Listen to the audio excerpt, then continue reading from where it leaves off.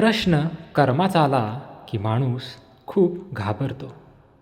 म्हणतात ना, जैसे ज्याचे कर्म तैसे फळ देई तो ईश्वर.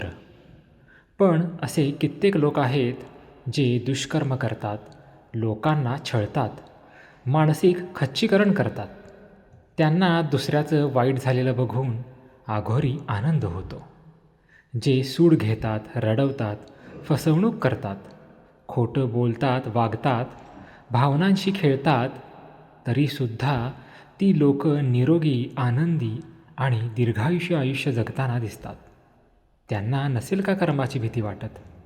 त्यांना मी कधी त्यांच्या कर्माची फळं मिळताना नाही बघितलं.